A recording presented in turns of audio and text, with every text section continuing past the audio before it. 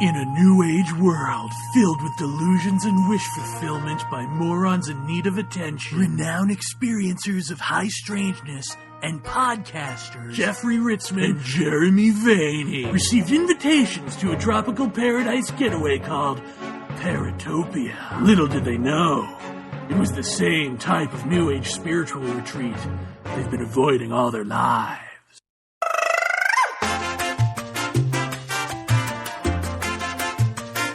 Oh, don't be shy. Consciousness is expansive, like the girth of the average American. Come on, you can shake it. Yeah.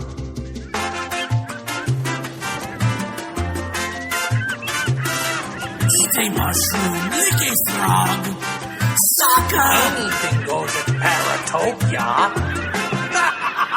And welcome.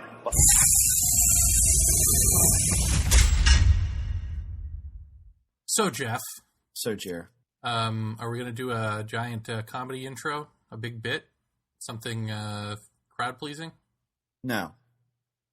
No. We're going to talk about the homework that you gave me this afternoon, which was to watch the Ghost Hunters, or I'm sorry, the UFO Hunters episode of about the underwater Area 51 type thing.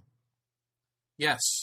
So, I wanted you to watch that because you have said time and again, it's completely possible that we could have something mile-long craft that we would hide in an underground or an underwater base, and certain other entities on the internet have said, no, that's impossible, that's impossible. And here is an episode that makes the case that it is possible. Not that it definitely is happening, but that it's possible. Was that your takeaway? Well, yeah, I mean, it stands to reason that if you're looking at some kind of craft, whether it be a soft-bodied platform, lighter than air type thing, or even a structured object of some kind with some kind of new propulsion to it, that the place to hide something like that would be underwater. I mean, the planet is mostly water. A mile is a mile, but a mile is a hell of a lot easier to hide in the ocean. I don't know that that's exactly what it is, but it's definitely, to me, in the realm of possibility to hide something like that underwater. I did find it really interesting in the episode, though, where they were following some kind of line that was seemingly to come from the base, which I can't remember the name of, which went down into the water and then down into the chasm out from shore, which was I forget how deep that is. It's ridiculous depth. It's one of the deepest places in the ocean, I think they said. Yeah. And this line apparently just goes right down into it, and they couldn't see to go any further, and they damn sure weren't going down there with tanks strapped to their back. Right. So what yeah, that, it was what that is... it was a small cable, just so people are aware what we're talking about. There's a small cable going from this base on a shore, this Navy base. Right. Going out into the ocean and thousands of feet into this Grand Canyon, essentially, type chasm. And it was too small to be... Right, it couldn't have been a telephone type cable because they're about right. 6.5 inches across, whereas this one was more like 1 1/4 inches across. It's a very thin cable. It wasn't anything, like you might have seen on Gilligan's Island years ago, where a phone cable washed up on shore. It's this big honking tube. Yeah, I was kind of hoping they'd just haul it up, or cut it off, just snap the cable, see what happens. How about we just cut it? Okay, yeah, go ahead, Pat, cut it. No, I mean, it just went off into this deep hole. Now, what that could be, I don't know. Maybe they've got some kind of sonar hooked up down there that they're, maybe power they have that feeding, giant Leviathan from Clash of the Titans. No, you're looking at me through the webcam like I'm an idiot. Anyway, and I can't understand why. I mean, it could be some kind of undersea base of some sort down there that our military has made. I don't know. I guess the big question for me, in examining my own thoughts on that is, what do you do with a mile wide craft? I mean, what would you do with it? I guess you could always, haul a battalion, out to war with it, but we've not seen that happen yet. An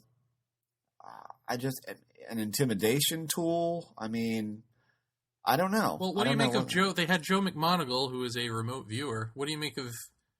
I mean, do you find remote viewing credible? Did you find what he had to say credible? He basically said he saw some sort of saucer-type craft maneuvering around under there via his psychic powers, and an alien-type entity with 3 fingers controlling it. Have you seen 3-fingered aliens? Does this ring true to you? No. No to which? Both? Pretty much all of it. Yes, all of the above. Yeah, I don't, I don't know. I don't say that there's nothing to remote viewing at all, but I think that it is extraordinarily fallible at best. I don't think that there is a real good, I don't know, maybe some people can do it better than others, but I don't think there's a real good case for remote viewing being a extremely, valuable, worthwhile tool. I mean, I know that the military definitely utilized it, tried to study it. Whether they do anymore, I don't know, but I don't personally put a great deal of stock in it. That's just me. Right. The 3-fingered alien, it's just, didn't we see that in War of the Worlds? 3-fingered aliens. Maybe that's what he was looking at. Maybe that's what he was viewing. Who knows what he was viewing? It could have been the guy from. Oh, that's terrible to say that. I can't say that. Go ahead. What? What if it was the guy from Axemen? Did you ever see Axemen? No. There's one of the leaders. No, did he chop off his fingers? Yeah. Not good. I didn't mean that. That's really rude. Well, remote viewing's a good gig if you can get it. I mean, if you can prove that you worked for the government, you can pretty much then just say whatever you want. Well, that's exactly what I said when they asked him something about did he say something about, did you view aliens inside the base? And he's like, well, I can't tell you that. Yeah, of course you can't, because you don't know. I don't put a great deal of stock in that. I mean, I thought the funniest part of the show was when they said, now we need to go to somebody to help put it all together. Yes! And yes, they go and it's this Maximilian vampire from France. Let's go to the nut. Let's go to the crazy guy. Let's see where he's coming from. Bill Burns saying this. Bill Burns is like, now we need to go to someone to help put it all together. Right. Here's this crazy guy. Right. And he connected it, let me see, everything from extraterrestrials to ultra-dimensionals to multiverses to Atlantis. Right. Ooh. And then the show took an abrupt turn to the Bermuda Triangle incident with the gentleman that flew his plane through a cloud tunnel, and that I do find that a bit interesting as far as that guy actually picking up several hours, I think, and being heavy on fuel when he should have been light on fuel, coming from where he was going to where he was going. Then we go to the couple that found the seemingly large blocks of hand-chiseled stone under the ocean, which, again, I find interesting, but I have heard natural, plausible explanations for that, whether or not that's man-made or not. I have their documentary on Bimini Road. Mm-hmm. And I believe, if I'm not remembering incorrectly, it turns out that what they think is man-made there is not man-made. It is natural rock formations. Right. It's like, oh, shucks, mister. Right. That was all interesting. I found the dive that they did with the wire pretty interesting. I definitely found the 2 men who gave their accounts of seeing very large things in the water really, really, interesting. I mean, I do wonder what the one man saw standing on the ship and looking down and seeing these large tubular objects in the water, of which he said he could see neither end. The thing just seemed to come up and and go down without breaking the surface of the water, made no wake whatsoever. And the other man who was looking at sonar, and the captain of the ship says, we've got a land object out there that's about 1 mile or to 3 miles across, and it's right in front of us. And there was not supposed to be an island there. And then it apparently sank down and went back down. Now, what that is, I don't know. Could it have been some kind of radar abnormality show up? Absolutely. Could it have been anything? I mean, we don't know. Well, these are people also who work at the Navy base. So, they work at the base, yeah. If they're flummoxed by what they're seeing, yes. I don't know, that tells me that nothing's going on at the base. Well, yeah, I mean, there aren't verifiable people coming out of Area 51 saying, right, my God, I saw this thing and I have no idea what it is. Well, I just remembered the other funny part of the show, which I think had me rolling on the floor, was Bill yelling at the helicopter outside the base, take us to the ETs. Yeah. I love you, Bill. Show us the ETs. I love how I love, to me, it's like I watch that type of behavior and I just, I know how TV works. And so it bothers me that like History Channel thinks that it needs to infuse more fake drama into this story, which is already interesting. Like once you have a cable that goes into, a bottomless pit, a big hole, extending from a naval base, like that to me is 1,000 times more interesting than the fake drama you're creating between Bill Burns and a helicopter. Right. Yeah. I found that intriguing. I mean, God knows what that is. You would think that if it was some kind of underwater base down in that hole, that that we'd be looking at a lot more cables than just a pencil-sized cable going down over the side. I mean, you'd think you'd have big power cables and air, and you'd see bubbles coming out of there at some point. So who knows? Maybe the thing goes down so far and then goes back up and comes up on the other side somewhere. Who knows? I thought that was moderately interesting. I did find, like I said, the most compelling part was the two men telling their accounts of seeing things in the water there. I thought that was very interesting, and I would have liked to have heard more of that. But, there's all sorts of USO accounts out there that I find really, really interesting, mostly because a lot of them are naval, are boys out there on the sea. And, these guys live out there. They see every kind of weirdness that there is on the water, and to see something that makes them afraid or startles them or they think is weird, it's got to be something a little on the special side. So, we should do a show on that for sure at some point. Who we'd get, I don't know. But yeah, I mean, even over in Gulf Breeze, they've had, I don't know about fully submerged, but they've definitely had some very strange things seen down near the waterline.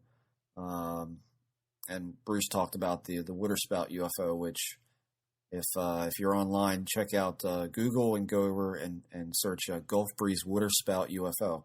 Those are some really interesting photographs, and even more interesting when you see them firsthand, which I did years ago. They're really neat.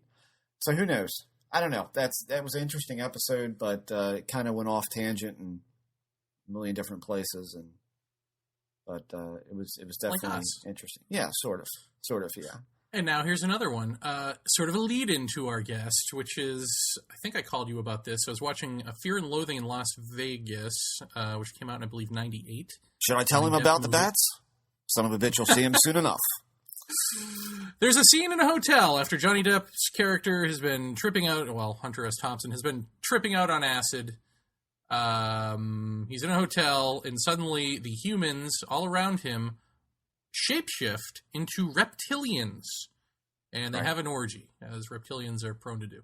Right. And this got me to thinking that all of this reptilian stuff that we hear about, shape-shifting reptilians, probably stems from someone's drug trip back when. And they got real paranoid about it because it was real to them at the time, hence shape-shifting reptilians. And they just, whoever originally started talking about this, left out the part about the drug trip. Or, if we're going to go down that road, we can easily say that the 3M pineal gland surge in some people makes them see lizards. So that's also a common theme in the DMT and psilocybin stuff. So, it could come from either of those things. But reptilians. What are you going to do? Yeah, but one thing it was not, as far as I'm concerned, was representative of actual humans shape-shifting into reptilian beings. Yeah. As a literal thing. I just don't see them all hanging out at the Ramada Inn, Maybe that's just me.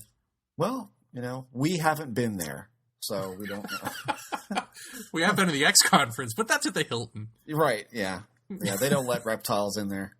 Anyway, why is that lead-in for this show, Jeff? Why? Because we have on young master Brandon Duhan, who has taken the shamanic journey of a Mckenna and is here to set us straight on what's what with that stuff. Yeah. I feel calmer already just waiting for him to come on and talk with us. Yes. You'll hear what we mean in just a moment. Please welcome to Paratopia, an avid listener, I think of another show, but hopefully an avid listener of this show as well. Avid listener of this show as well. You may know him as Brandon D from the boards, but that's D stands for Duhan. So Brandon Duhan, thank you very much for coming on.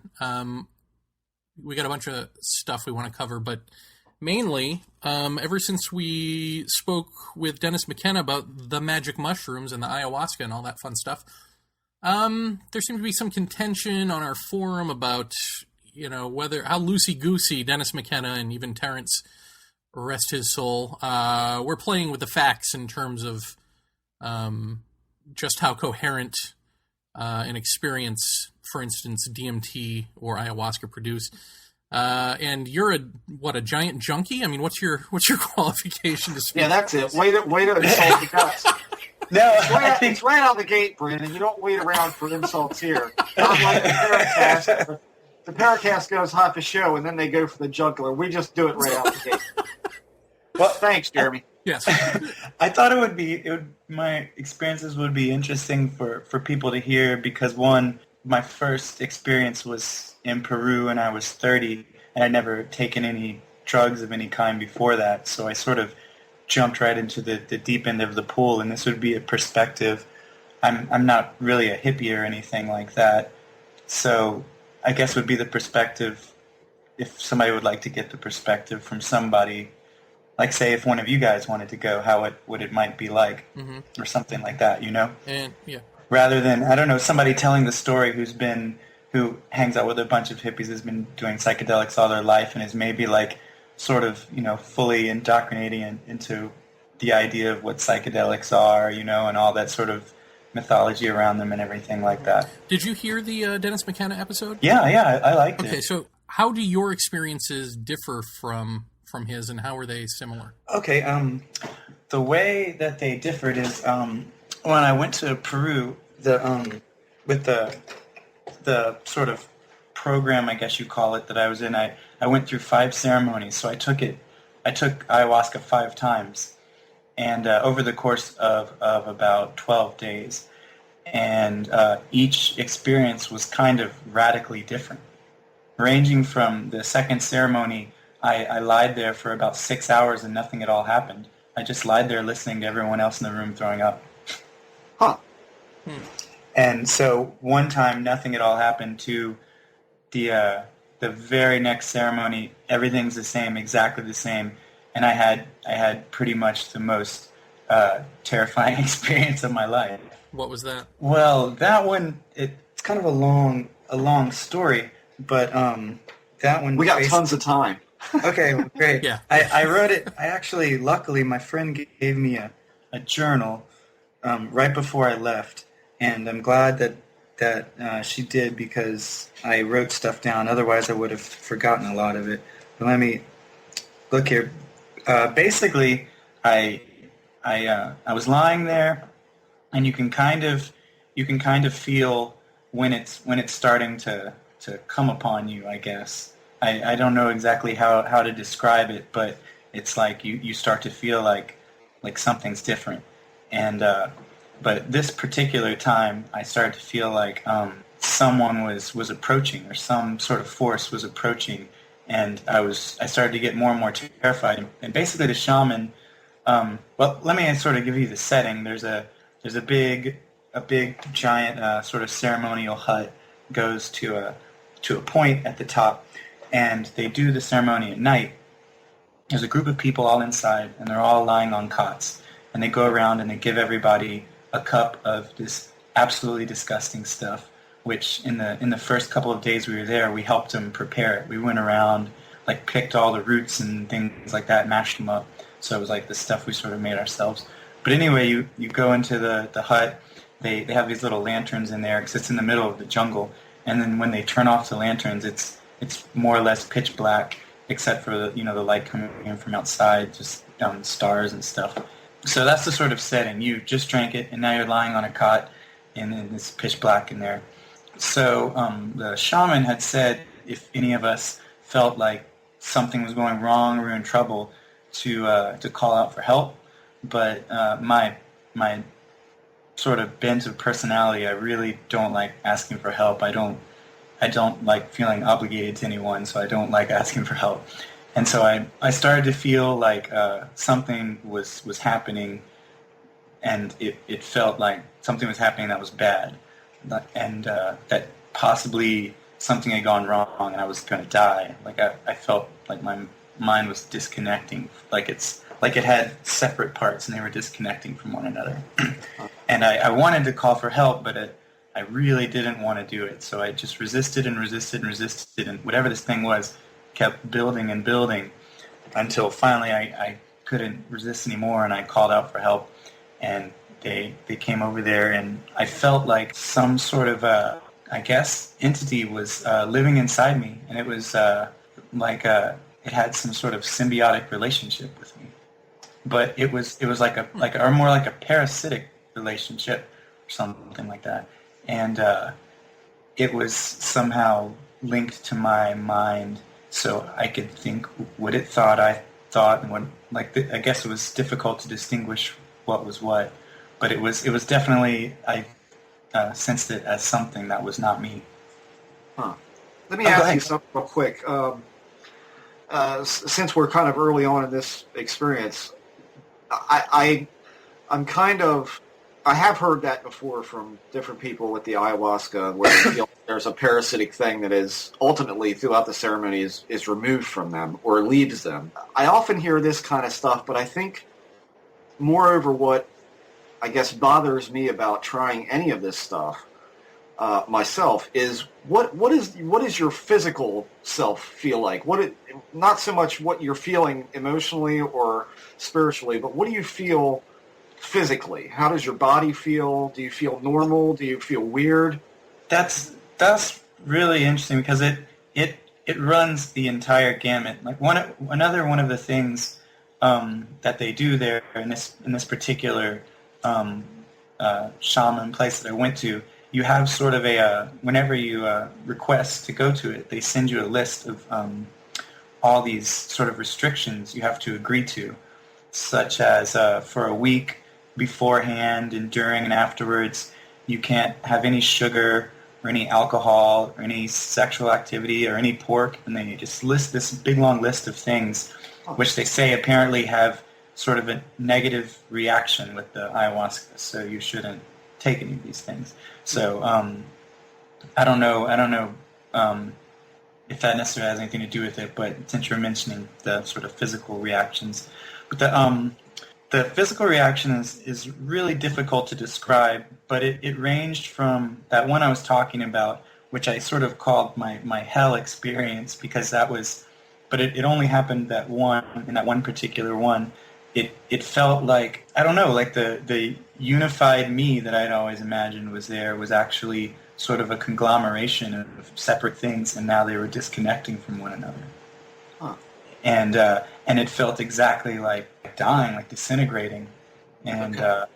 And so I started to just become terrified, and then I was in this sort of indescribable state where I sensed this being, and I don't know, the third ceremony is probably the most difficult to describe because it was completely subjective and inside of me. I had some other experiences that were group experiences where other people experienced the same things, and those were easier to describe because I could talk to other people and have them confirm it and stuff. But with this one, it was all inside of me. But it does remind me there was something I'd wanted to mention. I mentioned it briefly to Jeremy, which was okay. So I was telling you about how that sort of thing took over me, Right.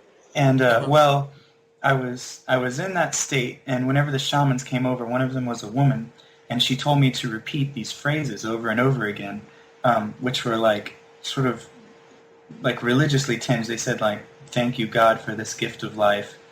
Thank you for always protecting me." All these different sort of things. I had to repeat them, and I was definitely not feeling that at all. But I was doing what she said, so I was repeating them as quietly as I possibly could because I guess one, I didn't want anybody to hear me repeating them. I was kind of embarrassed, and then two, I was not feeling thankful at all. So I was just I was following what she said, but I was doing it so quietly that it was pretty much just to myself. Right. And I was lying there just repeating it to this point where I felt like I had been so completely gone that the only thing existing was these words repeating. It was the only thing that I was sort of hanging on to. Anyway, it was absolutely terrifying, but to fast forward, the next morning, I got up and I went into, I skipped breakfast. I just laid in bed because I felt kind of like a zombie. I just was completely drained of energy. I went into the sort of common room for where there was lunch, and everyone sort of turned around and looked at me, and they said, "I had a good night, eh?" And they were sort of laughing. I thought, like, that's really callous. That was really bad. And I didn't have a good night at all. And they said, "Well, you could have fooled us." And I asked them what they were talking about, and they said that I was singing, and I was shouting out like, "Praise the Lord," and I was singing out loud, and everyone in the room heard me. And I know for certain I was not doing that because I did not feel, I was definitely not singing. It was the worst thing that's ever happened to me. I mean, as far as the scariest thing, I can't even possibly reconcile that in my mind, how these two things were simultaneously happening. I don't know.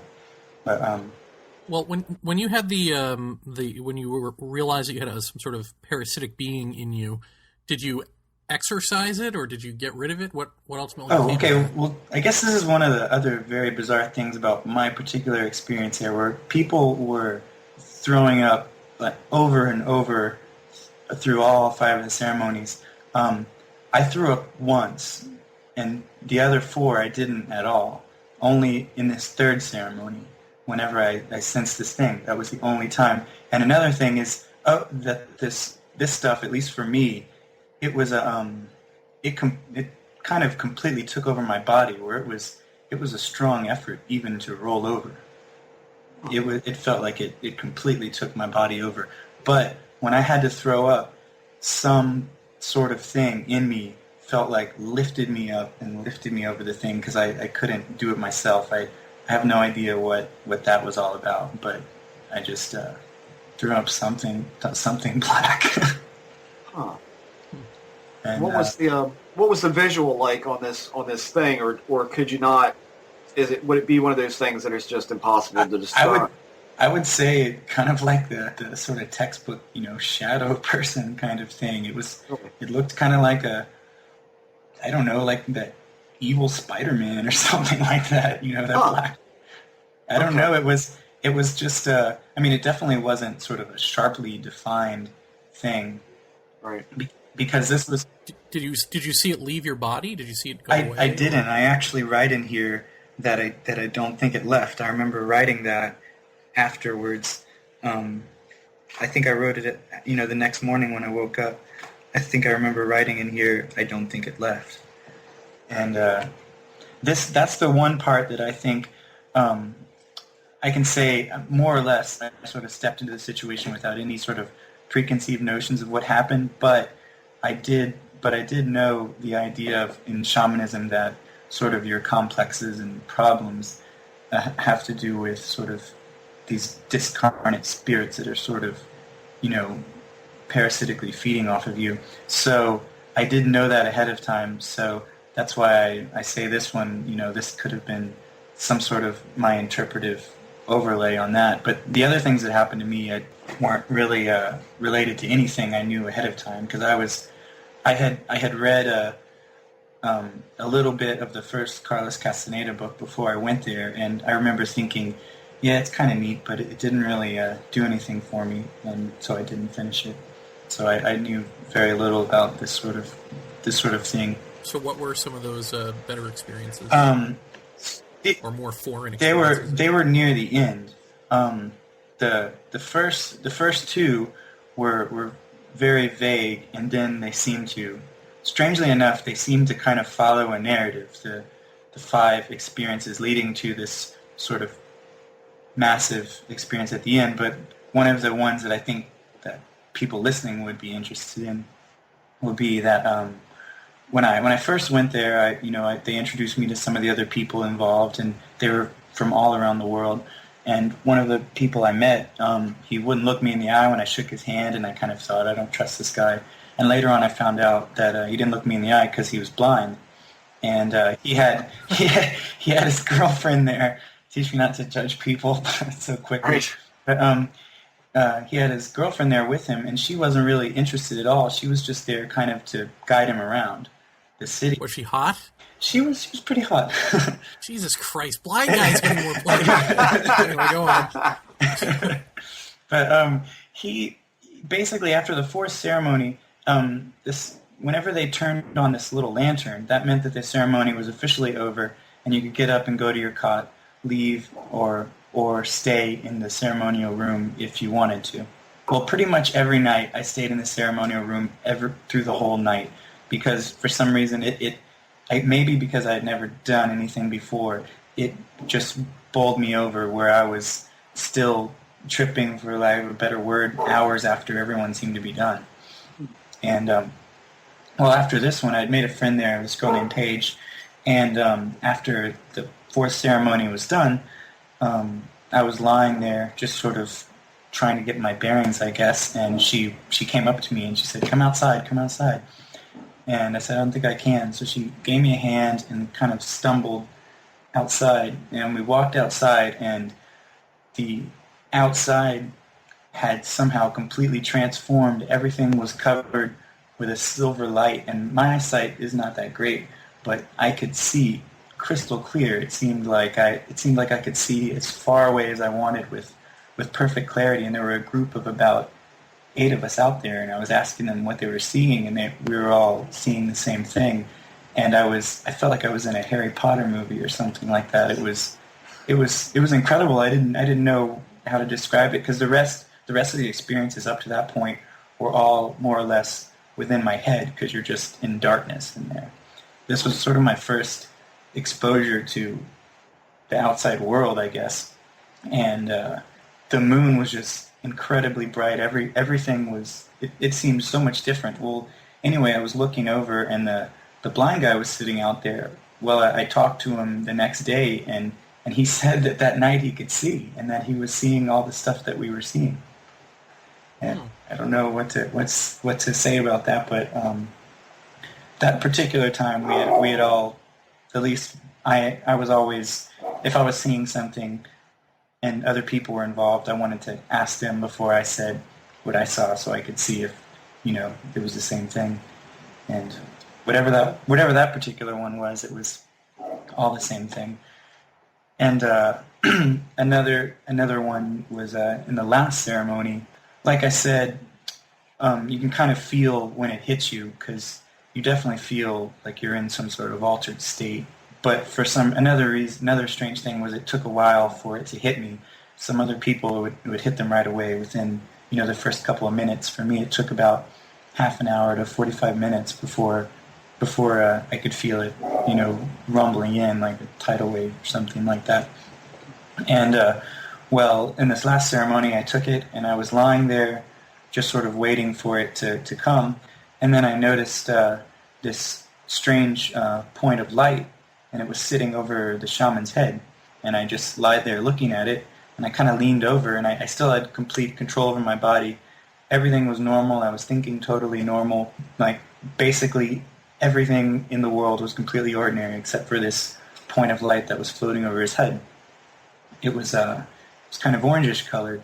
I looked at it and I was like, is that a star shining through the hut? And I kind of sat up, so I still had full control over my body also, and I leaned over to try to get a look at exactly what it was, and I thought maybe it's, I know they had these flashlight helmets in case they had to sort of maneuver their way through the darkness, you know? I thought maybe it was somebody's flashlight helmet reflecting off the roof or something, because it was kind of high up. And then it started to move through the air, and when it would move, it would change color, and it had sort of a directional aspect to it, like almost like a little spotlight flying through the air, and then it would stop instantaneously, turn back to orange, and then it would move off, and then it would stop, but it never moved over the shaman and his apprentices. It stayed over them the entire time, and I just kept watching it running through sort of an inventory in my head. What the hell could that thing be? And I grew up around a bunch of lightning bugs, so I was, is that some sort of lightning bug? But they, they're greenish and they flash sort of little patterns. This thing was just steadily on, and it was, if I sort of pull my eyes squinty, I can see really sharp, my eyesight gets sharper. And so I pulled my eyes squinty, and it was just the tiniest little pinpoint of light flying around, and then just sort of instantaneously stopping and hovering above them. And then after watching it for about 10 minutes, it zipped off to my left, and I rolled over and just sort of watched it fly off out of my sight. And then later on, the shaman sort of went around to check on everyone, and that same woman from the other ceremony, I told her I saw something floating over you guys' heads. What was it? And she didn't hesitate, and she said that was Don Alberto, and she said that was the shaman who is the teacher of the current shaman. But what was weirder than that is he's not dead; he's still alive. So I don't know exactly what that means. But anyway, afterwards, that was just strongly stuck in my head, because it was the only experience that happened that didn't feel at all like an altered state. So afterwards, I talked to other people in there, and I asked them if anyone had seen it, and 6 other people had seen it, and they described it just like I had seen it. And one of the ladies was like, "Yeah, I saw it. It was just a lightning bug." And then I asked her to describe it, but she described it, exactly how I had said it. And I'm like, that's not how a lightning bug, doesn't just like zip around and then just sort of stop like a little tiny UFO or something like that, and not blink and change colors and things like that. And so I don't know what that is, but there was also a few of the people there who it wasn't their first visit. It was they were coming back, because apparently, according to this shaman, when you take this substance, it sort of opens up a door, and then it's sort of the shaman's job to take care of all the garbage inside, and then afterwards to sort of close the ceremony and close everything back. Well, for whatever reason, these people hadn't closed back right, and so they were coming back to get something fixed, I guess. And this particular guy I'm talking about, he said before the ayahuasca even would come up to his lips, he could hear the voices talking to him, like he could feel it coming before he'd even drink it. And he said when he saw that light, he said out loud, "I miss you, Alberto," and that shaman was at the previous ceremony, so he had actually met him, and whenever he said that, I told him what the shaman had told me, that dot was Don Alberto coming to oversee what was going on, and he was very very spooked by that. So wait, when you saw that light, you didn't, you weren't in any sort of altered state? You didn't feel yourself going? I didn't feel into an altered anything at all. I had complete control over my body. My mind felt totally ordinary, and to make it even more, to make it stand out even more, after the thing flew off, about 5 minutes later, whoosh, I felt it come on just like it had the other times.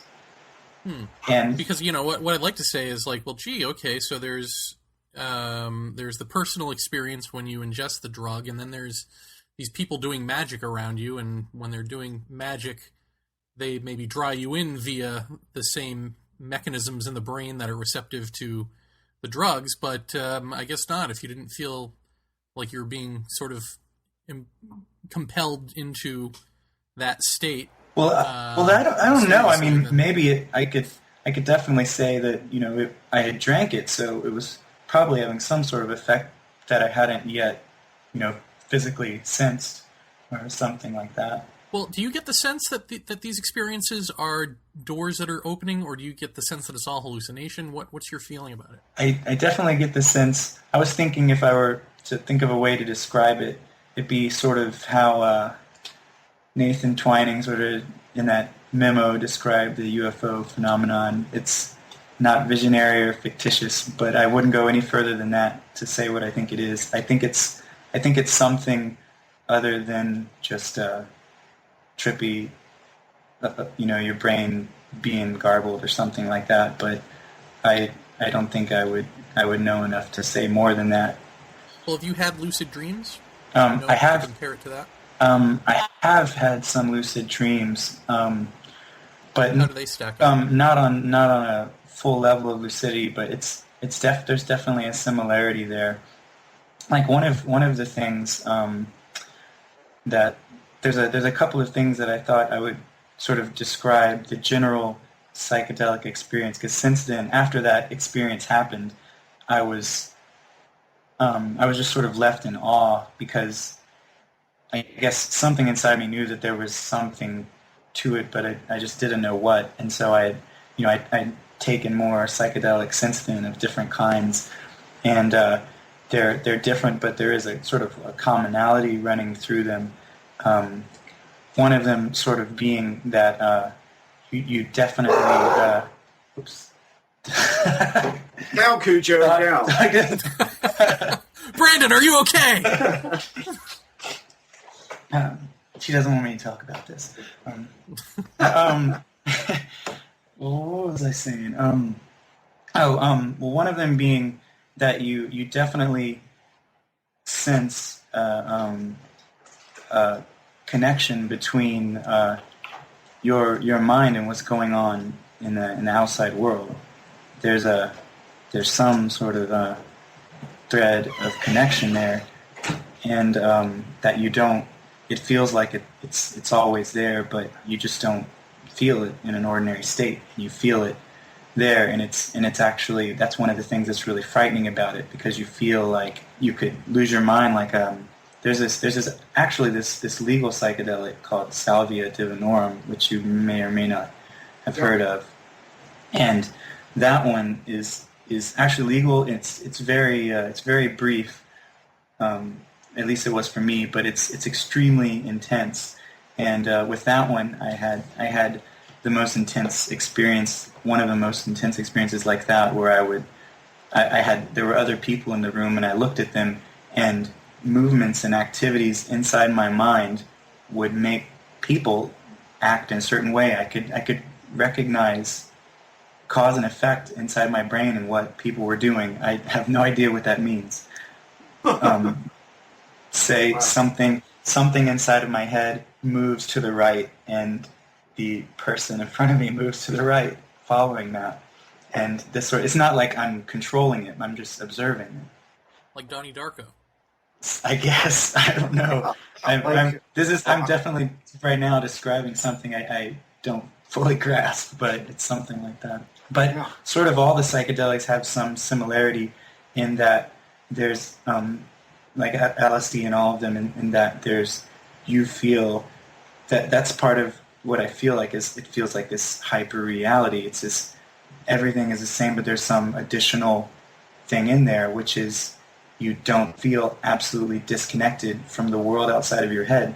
There's some sort of thread attaching you and your observable world. That's how it feels. Well, Brandon, have you partaken of the magic mushroom? Yes, I have. That one was actually, maybe I haven't taken enough, but that one's actually the been the sort of the least spectacular of them all. But like they say, it could be the set and setting, and only ayahuasca have we taken in sort of a setting in darkness and sort of a I guess you could call it a reverent setting or something like that. In other situations, it was more or less social settings with friends, and not necessarily like party settings or anything like that, but with friends, and it was definitely a lot more casual, And, how many grams would you say was the most that you ever took of that? I actually wouldn't be able to measure that. I guess several caps. These are dried, I'm assuming, right? Right. Yeah, these are dried, and that experience. I was at a sort of event, but it was out in West Texas near Austin. There were bands playing music and stuff like that, and after a while, it started to make me uncomfortable. So I sort of walked out into the more like nature area. But it was the experience with that was much less intense than say LSD or Salvia or ayahuasca. I heard Salvia is very. I mean, I there's a couple guys that I've been talking to lately that I hang around with sometimes, and one of them told me, and he's pretty extensively experienced in psychedelics. I think with the exception of DMT, which is something he hasn't really done. He said that the Salvia was terrifying to him. He said it was just so intense that it was completely overwhelming. I mean, so you would echo that to a certain extent? It's definitely intense. I think one of the things about it that that makes it that way so terrifying is that the means of taking it is smoking it. Right. Well, I guess a lot of the other ones are that way too. But for whatever reason, with ayahuasca, with LSD, with mushrooms, you sort of more or less ease into the state. You don't, okay. but for whatever reason, at least with me, as soon as I exhaled, I'm in another world. Right. As soon as the exhale happens, and I don't even know. It's like one moment I'm breathing and everything seems normal, and then the next moment. What about as far as DMT? Have you tried that? Well, DMT is the active ingredient in ayahuasca. Right. Yeah. But so have you ever done straight DMT as far as the crystalline DMT? No. I actually don't really have connections or anything like that. It's just all been sort of happenstance, and I guess just sort of friends knowing that I've been to Peru and stuff like that, and so a circumstance comes up, and and then they know I'd probably be interested in that sort of thing. But I don't really have any sort of connections to get something that I would want to get or anything like that, which I guess I'm okay with. I'm sort of let I guess fate take its course in this situation. Yeah. What would you say?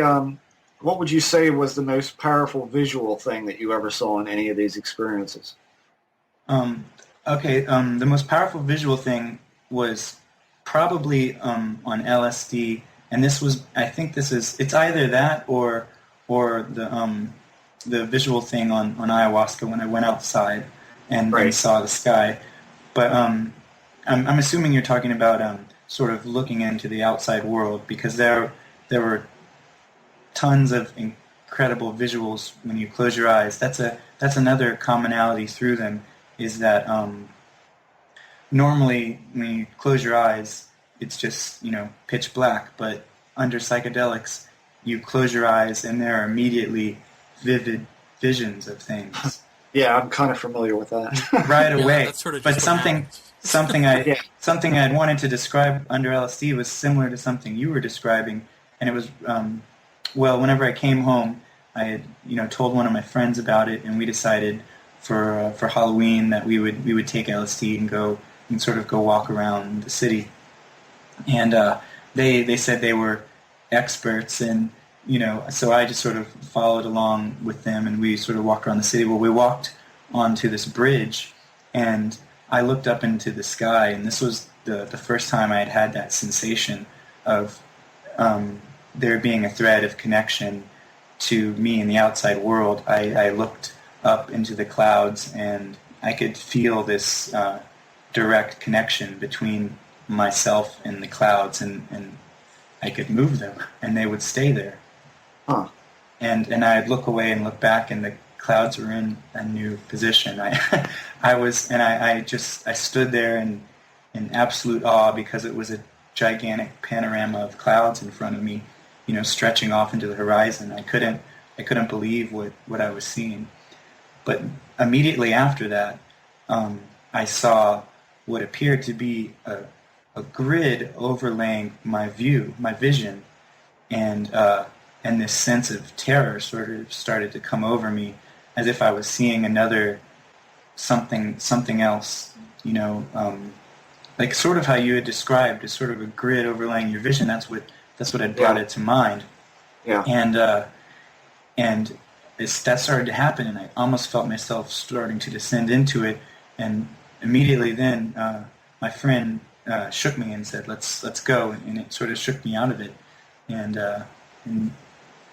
But that was that period right there was probably the most intense visually, out looking into the outside world. Well, are you also an abductee or an experiencer or anything? I've had some weird experiences, but nothing abduction. Just that thing about that I mentioned to Jeff about those people in the sewer tunnel. It's a really bizarre story, and I guess it could possibly be some sort of screen memory or something, but it definitely seems like a real memory. What is it? When I was in 7th grade, my friend and I skateboarded down this ditch way into the woods to, I guess, just out of curiosity to find out where it led, and it ended up stopping at a sewer tunnel, and it was about 5 feet tall, and we sort of looked inside, deciding if we should go any further, and we heard these voices calling for us to come into the tunnel, and we froze with fear. We were really scared, and I heard this instrument playing, and the next thing I saw were like 5 sets of glowing eyes inside of the tunnel, and in this part I kind of like there's a little like bit of a disconnect or something, and then there were a family of 5, blonde-haired, blue-eyed, a man, a woman, and 3 little children, all on bicycles, came out of the tunnel. I was looking at them as they were talking to us, and the littlest kid must have been like 5 or 6 years old, and I remember looking at her eyes and thinking, she looks like she's on drugs. She had like dark circles under her eyes. And then the guy held up some instrument and said, "Next time you hear this, you'll know it's me." And then they rode away on bicycles. Jesus. And they were on bicycles that was inside of a sewer tunnel? Out of a sewer tunnel? Yeah, they came out of the tunnel. And afterwards, I seriously think I would have just put this in my mind as some crazy imagination or something. But my friend was there, and I said, "Did you see that?" And we talked about their glowing eyes. And he saw their glowing eyes, and otherwise I probably would have just thought, I was a little kid and I was imagining something crazy, I don't know what the hell that means. That well, doesn't make any sense to me at all. Did you ever hear that instrument again? No, not that I know of. Okay. Well, if you do, run. Yeah. You don't need to tell me that. It was definitely very creepy. We were just sort of frozen and couldn't move. But yeah, it was definitely bizarre. And well, do you know of anyone who has had abduction type experiences while taking ayahuasca or any of the other substances? No, I've heard of it. I don't have any firsthand people I know that have had that. But it's not something that's prevalent. No, I don't think so. What Terrence and Dennis were describing, it makes it sound more like a, how aspirin or some other drug has sort of the same effect every time. Well, psychedelics are definitely not like that, and even in this one, how he said sort of set and setting. those 5 ceremonies, I was going to the same ceremonial hut. It was the same time of night. The 5 were radically different. In one of them, I was having visions of what I don't know what they were, but my feeling is they were past lives of some sort. I was seeing these other lives, and I was crying, like I was saying goodbye to them or something like that.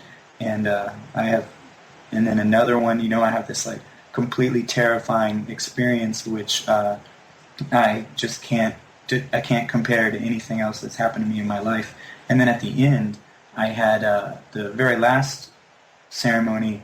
I had a feeling of joy that I've never had in my ordinary life. It was as if I didn't know what that word meant until it happened to me. I felt genuinely happy, like I was in the presence of God or something like that. And these are all in pretty much the same setting, so I can't imagine that somebody could just expect to say take mushrooms, for example, and have the same sort of experience every time. At least I'm just saying that's the way it was for me.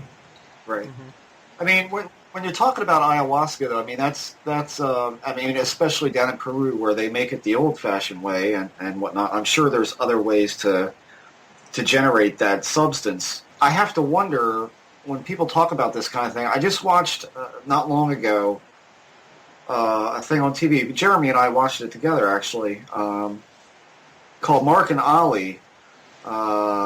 This is 2 guys who are on, I think, a History Channel show where they go and they lived with a...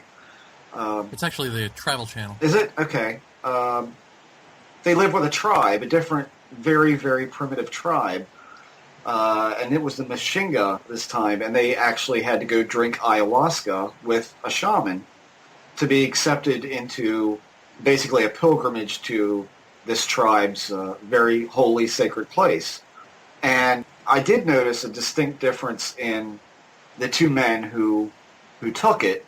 One was completely out of his mind, was talking to small creatures that he said were furry and small. He ran into the woods. He was completely out of control a couple of times, whereas the other one seemed to have a lot more control over all his faculties, including speech and description. But you could definitely tell that he was seeing things that nobody else could see. I have to wonder, I mean, not only is it a matter of dosage, on versus your day 1 through day 5, right. Were you getting the same amount every night? And, on the flip side of that, I'm very susceptible to any sort of medication. I take a Xanax and I'm on cloud 9. Where some people can take 3 bars of Xanax and be happy. I'm sure that at certain points it's a question of dosage, and then it's a question of individual tolerance to these kind of compounds and the reaction that you'll get from them. I think that definitely makes sense. I mean, it's made the old-fashioned way, so who knows what amount of that active ingredient is in each cup. It was more or less the same amount, except that in the beginning, he says you can request how much you want, or you can tell him to let the spirit decide. And at that point, I'd never taken any drugs, so I was just like, okay, you can decide how much, because I have no idea. Right. And but it was more or less the same amount every time. The second time, when nothing at all happened, I was just lying there, because the first ceremony, those sort of past life memories happened, but it was all in a sort of dream state. And when I came to, I was kind of confused, as in, had I fallen asleep? I wasn't sure what quite had happened. And then the second time, nothing at all happened. And I remember writing in my book that I thought I just, paid several $1,000s for the sham, or something like that.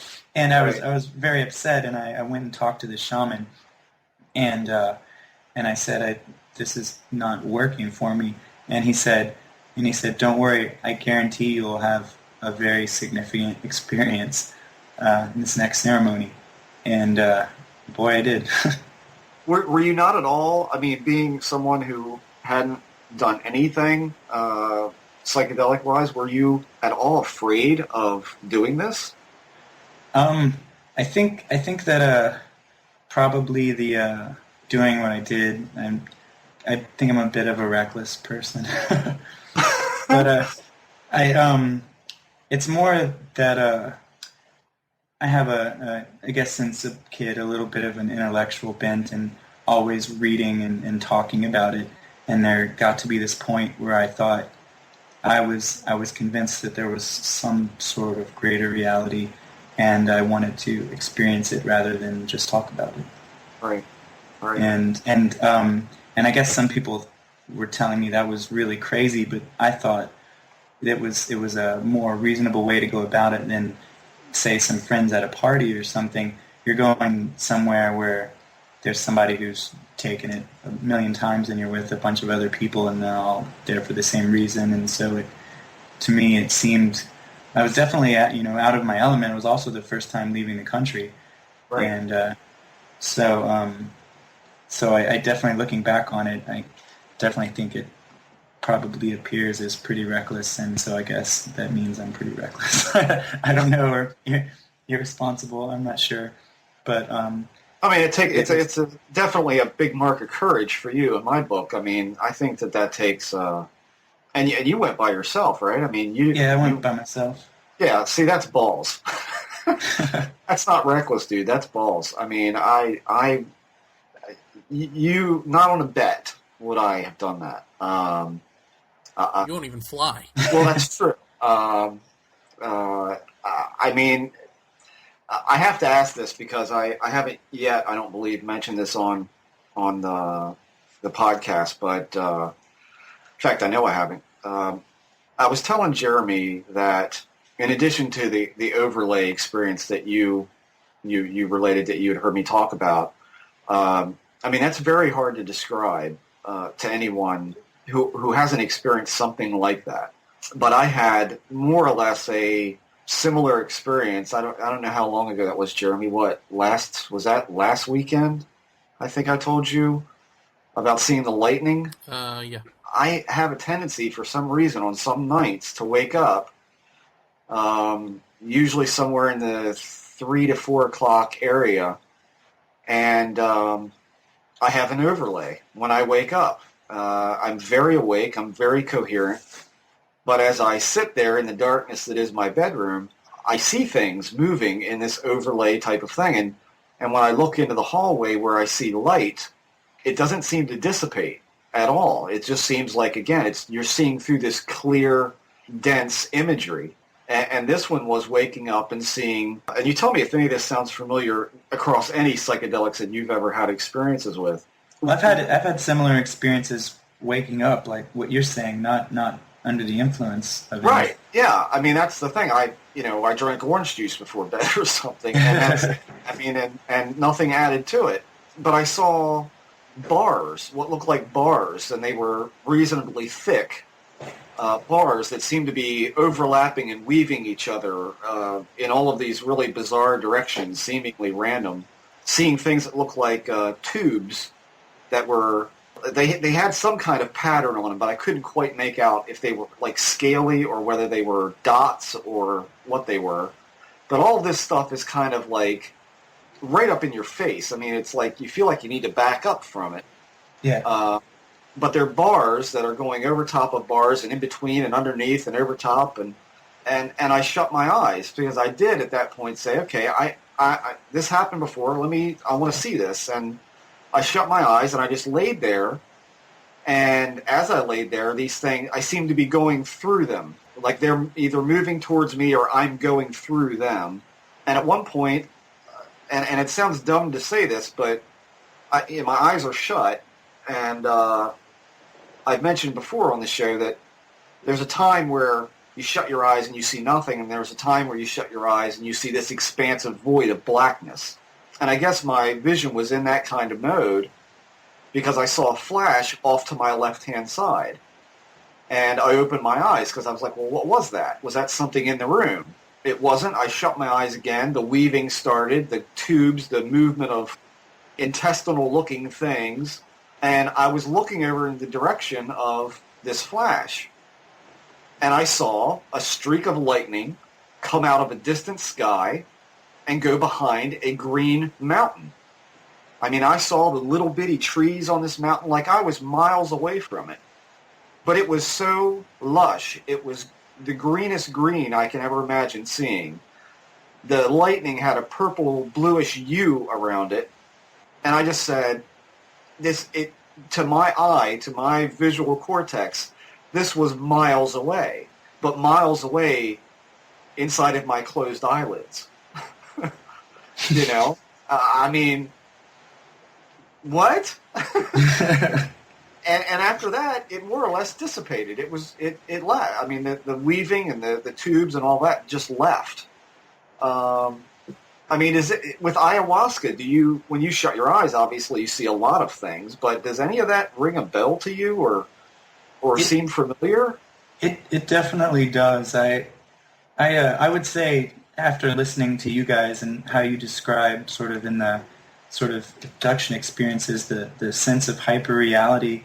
The one of mine that most closely reflects it was my experiences with Salvia, which other people, like when I came back from Peru, I had some friends who had taken lots of psychedelics, and I just naturally assumed that all psychedelics were the same, and that they were experts and everything like that, and because they sort of talked about themselves that way, and I was like, wow, you guys are so brave. I was calling for help and stuff. And then we all decided to try Salvia, and they freaked out.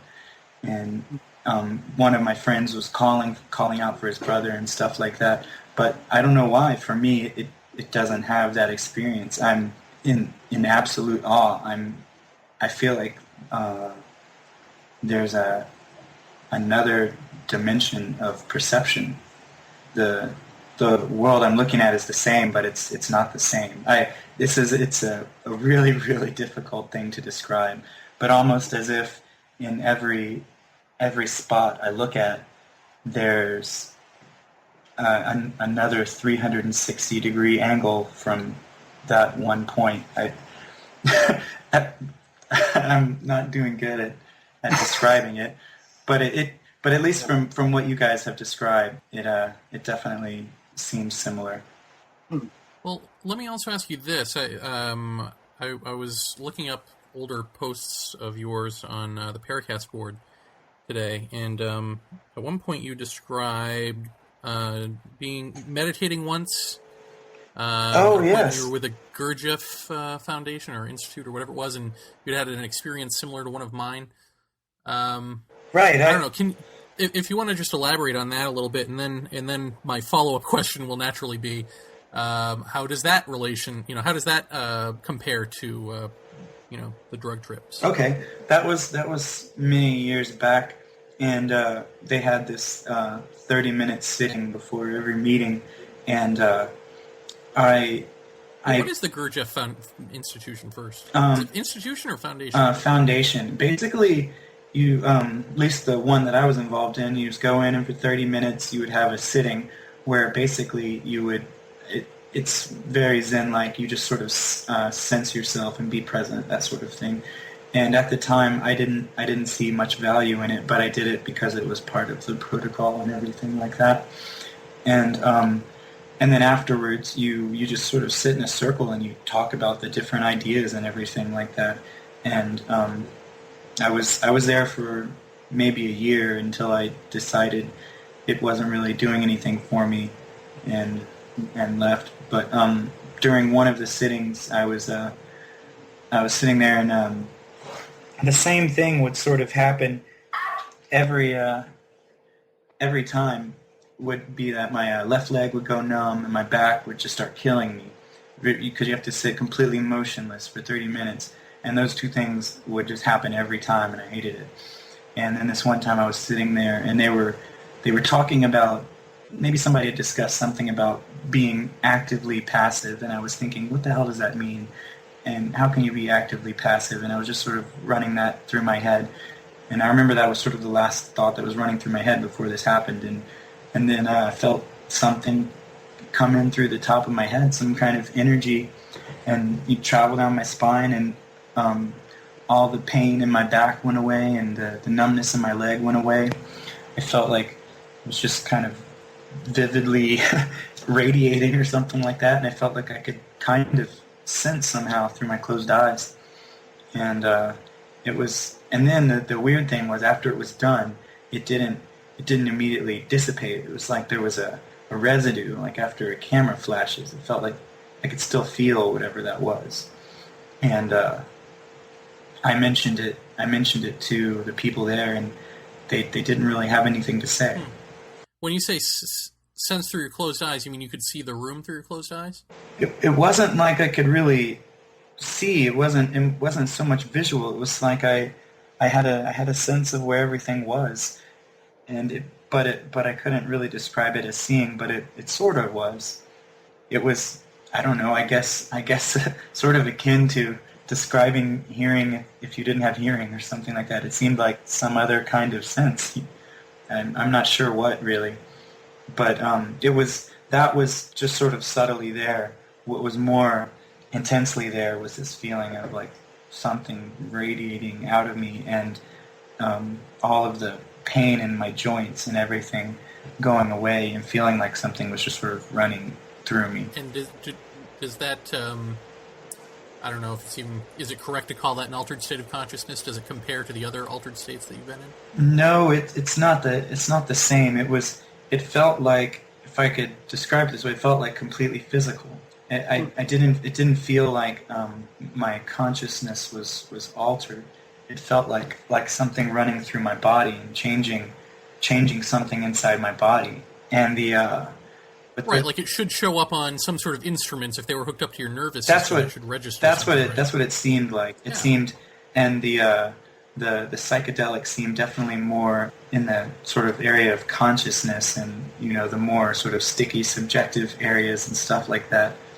And then that sort of meditation thing definitely seemed like this physical thing I could. But it didn't really seem to affect my consciousness that much, as far as I could tell. Curiouser, Brandon. I don't know, man. Brandon, did anything ever speak to you in any of these experiences? That sort of parasitic thing communicated with me, but it didn't really seem to be talking to me. Not that I can remember. Has anything ever talked to me or anything like that? That was another thing that I can't quite relate to as far as the Terrence Mckenna stuff. The only time there's ever really been a sort of definite other being was that one experience. And I guess sort of another strange thing, just a anecdote or a coincidence or whatever. It was afterwards I started to become more interested in the Castaneda books and things related to shamanism, just because I was still in sort of awe at not understanding what had happened. And in one of them it says that part of the training of becoming sorcerer is your consciousness can travel as a point of light. And I hadn't read that beforehand. But anyway, I thought that was interesting because it was something I had read afterwards. And it could just be a coincidence, but it was interesting to me anyway. So when in your mushroom experience, you didn't hear the logos, as Terrence refers to it as. You didn't hear the voice or anything like that. No, but my feeling on the subject of and one of the reasons why I think it kind of ties into the paranormal experience is that I think there are some kind of layers of awareness, and the conscious one is sort of on the surface, and there's layers going down, and depending on what layer your sort of point of perception, for lack of a better word, is on, that's the experience you're having at that moment. And so that's the impression I get from psychedelics, that there are more layers further down that are actually experiencing something right now, but for whatever reason I don't have access to those other layers. But under the psychedelics there is access to them, but it's sort of floating around willy-nilly or something like that. Right. The switching system is overloaded. Yeah. Did the shadow parasite creature, was it fearful of the fact that you could perceive it? Yes. Oh, that was another thing. I felt this terrible fear, and I had this realization that I was feeling its fear because it knew that the shaman was trying to drive it out, and I could feel it inside my stomach moving around as if to try and hide or escape. It was very bizarre, because at one point I was kind of freaking out, and the shaman asked me if he could blow something into my chest. I mean, smoke. He had this mapacho sort of like hand-rolled tobacco, and I said okay, and then he blew it into my chest, and it turned into this golden smoke that sort of exploded onto my chest, and I felt some sort of relief from that for some reason. Huh. There are so many bizarre things that happened like that. Wow. Well, I mean, I don't know if I'll ever do this stuff, but I'll tell you, it's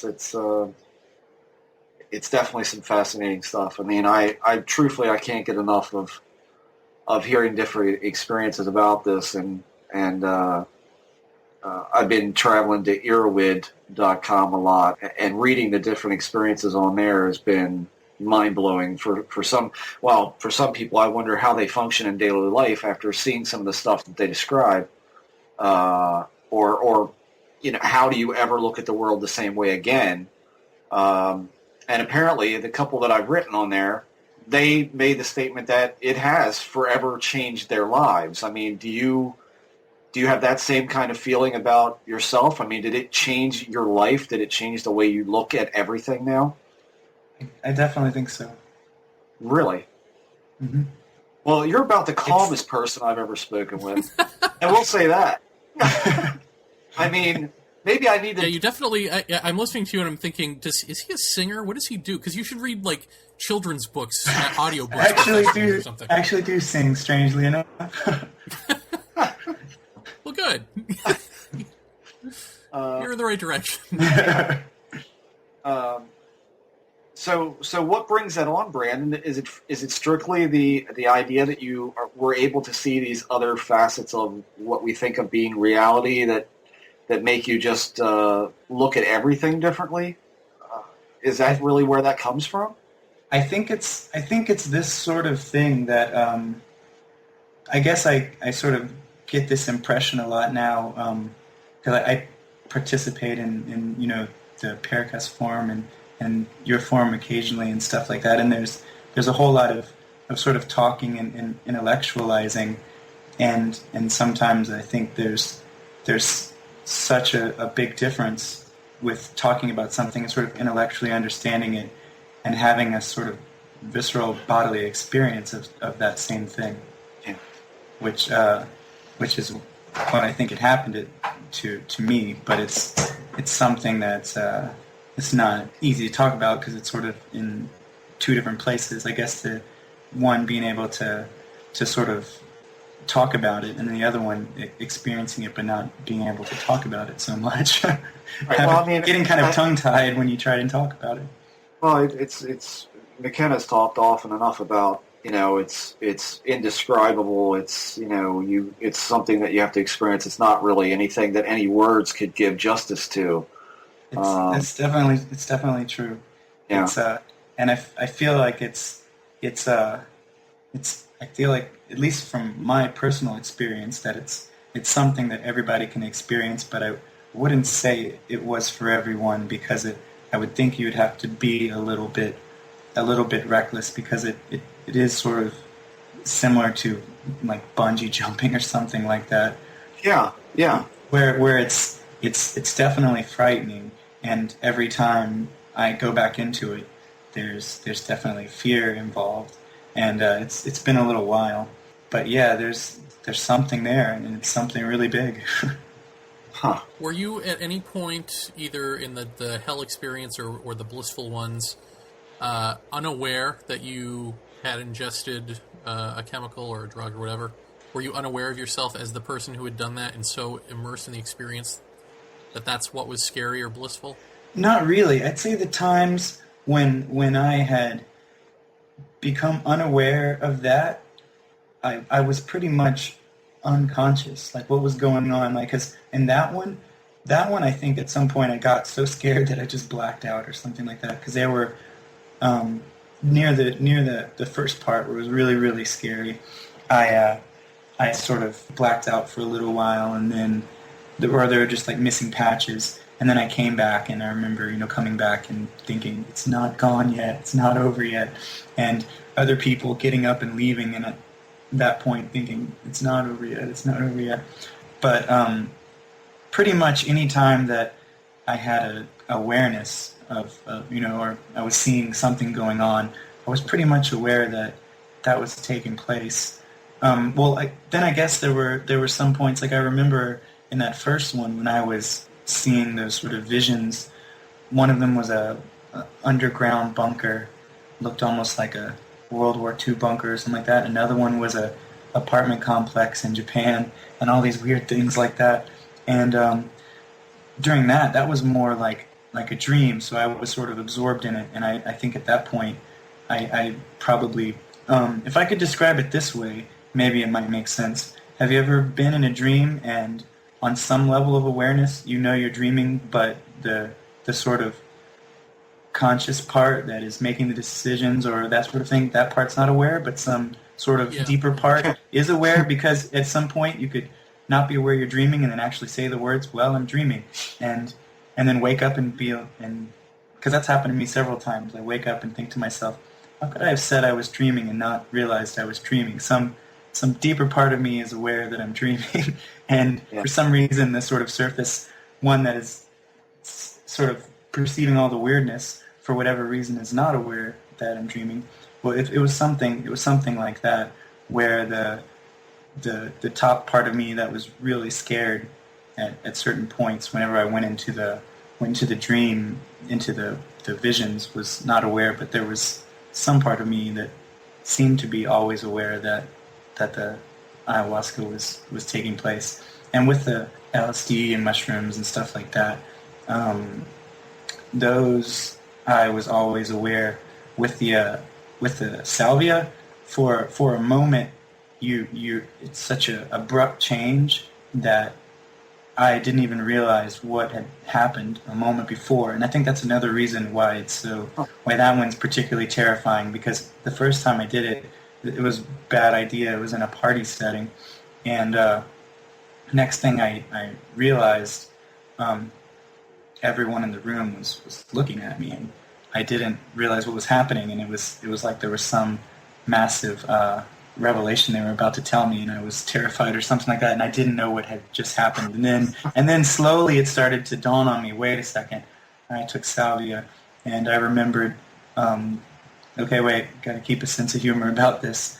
Don't take it so seriously, all that sort of thing. And so that was sort of what came into my head. But that initial, I think there's sort of an initial shock of, whoa, what just happened? And you don't even, for a moment, you don't remember that you did. Well, what's the visuals like on Salvia, Brandon? I mean, what do you see besides what's already there?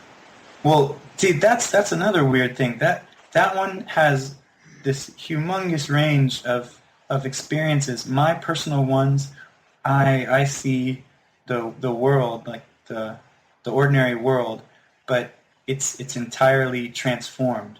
And I guess that's where I seems to have this feeling of a similarity to that hyper reality, because I'm looking at people, but there's an indescribable element there that it's completely transformed, and afterwards I'm just sitting there and with my jaw hanging open in awe. I can't describe what I've just seen. It's does everything look sharper? Like a fine-tuned TV set, like I've described before? I mean... Yes, and not only that, but a few times it's actually... You know how when a TV set, the vertical hold isn't quite on and it flips up? Right. That has even happened before, like the frame is flipping or something like that. I think that at least for me, I don't know that I've ever asked Jeremy about this, but I'll ask you both. I mean, in the presence of whatever these beings are, everything is like a sharply tuned TV, whether, this is a nighttime experience or a, afternoon or a mid-late afternoon or early evening or whatever. Everything does look like it's honed down to a razor edge. everything is sort of buzzing, like literally everything, a piece of furniture, the carpet, the walls are buzzing, like they're the particles that are making up whatever I'm seeing are moving at an astronomical rate.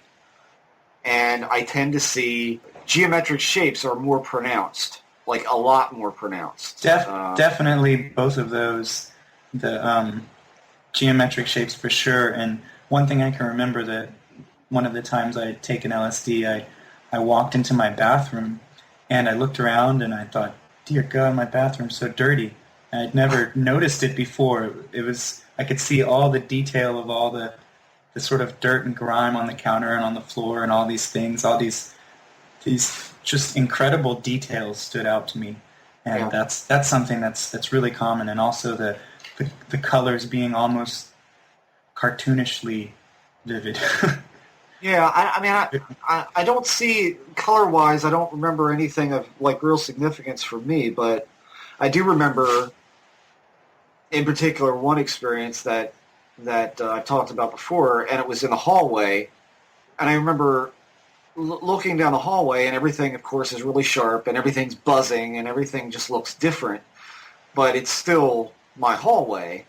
But at the same time, I remember for a split second thinking, how did I not see that big rhomboid going down the hallway? I mean, how do I not see that every time I walk down this hallway? And yet there it is. It's like the geometric shapes are like ridiculous. I mean, they're I don't know that they're over exaggerated. It's just all of a sudden you notice them a lot more. And I'm like, I walk down this hallway every day. I never see that. You know, I don't know what the hell that's supposed to mean or be but that seems to be kind of a constant thing, that you just everything gets simplified and more detailed, if that makes any sense. I mean, that makes perfect sense. Dude, we're on to something, I'm telling you. I mean, come on. So what do you tell people, Brandon, who say, yeah, you were just fucked up? I mean, I don't know. I guess I would say I think some people are free to have that opinion, and I generally think people who say that are saying it because they're afraid, and because anybody who wants to see can go in and experience it for themselves. And but even still, I mean, maybe I'm still not saying that it's anything in particular. I just think it's something other than that. Say something like getting, hit on the head, or something that you'd say would scramble your brain, or something like that, would not leave you in this amazing awe, like you just saw something that you cannot describe, like seeing something like a UFO, for example, where you're just left in absolute awe. That's how it's happened to me many times, and it feels like there's something else to it. And so I would just say for somebody who's interested, it's frightening and all that sort of thing. But it's available there for somebody to experience for themselves if they're interested. Yeah. Did the shaman instruct you to bring your sense of humor into it? No, I actually read that in the Carlos Castaneda books. This is I guess kind of a strange side thing, but like I said, I had read the book before, and I thought it was kind of whatever, and I didn't even finish the book. And then afterwards, I had this renewed interest, and I've read all of them. I actually think they're really great, and I don't know what other people's opinions are on them. So that I very seldom bring that subject up, because I think a bunch of people think it's sort of like hippie nonsense and all that sort of thing. But I think they're great. And the first time I was reading it, what is the first book? The Tales of Don Juan, or whatever it is. I'm reading it in the park, and this giant, mega tattooed, gritty, dirty, bearded biker guy with a python or something wrapped around his wrist going up to his hand comes over to me, and he goes, "Carlos Castaneda, huh? That book's going to blow your mind. It's going to change the way you see things." And he just sort of nodded at me like I was a brother, Well, how about you inform the unwashed masses who we're talking about and what this guy is all about? Well, it's Carlos Castaneda. I mean, he's an author. Was he a social scientist? Is that what he? what's the college professor, right? Yeah. What's the who had word? decided to go looking for the shamanic experience. He ended up meeting Don Juan, this guy named Don Juan, who's sort of a witch. I don't know that he really called himself a shaman, did he? No, I think he called himself a sorcerer or something like that. Sorcerer. So he ends up sort of taking him on as his apprentice, and so all of the books are sort of about that, but they're controversial in that no one's really sure if this Don Juan actually exists or if Carlos Castaneda was just this egomaniac trying to sort of start a cult around himself or whatever. But interestingly enough, Melissa Reed met Don Juan at the first Star Nations gathering. So there's that. She tells that story on the Culture Contact. And if we ever have her on the show, I'll have her tell it again here because it's pretty interesting. I might have to pick one up and get my mind blown. It's one of those things that it doesn't even matter if it's real or not in that sense, because the books themselves stand on their own. That's kind of how I feel about it. Also, I'm not really reading it with an interest to go back and fact check and all these sort of things. For whatever reason, it's I don't know. I guess it's sort of the idea of crazy dude describing to you what describing to you a map of your city or something like that, and that it doesn't necessarily have an effect on what is being said. Right. Great analogy. Well, do we have anything else, or is he free to go? I think he's free to go. It's been like an hour and a half. I gotta say, I feel more relaxed just talking to him. I know, this has been great. It's like taking a bath. Brandon, I'm calling you tomorrow while I'm at work. When I get really stressed out, I'm going to call you. And Okay, I want you to read Goodnight Moon to me tonight. If that's okay. Yes. So, I'll have the book ready. I'm telling you, the man just uses psychedelic because I'm high already. But Brandon, thanks a lot, man, for hanging with us and talking about this stuff. No, and thanks for inviting me. Yeah, absolutely, and we'll definitely have you back with some other folks, and you guys can go more on this stuff. I mean, I'd like to have you back when we have the roundtable that we're talking about doing with Dr. Mckenna and a couple other surprise people. So when that comes about to being, I'll definitely let you know. Oh, that would be great. Very good. Well, have a good night, sir. You too. Thanks. Thank you. Bye now. Bye. You're listening to Paratopia on UPRN 105.3 New Orleans. At least I think so. I have no proof of that. So, Jeffrey, what do you make of young Brandon D?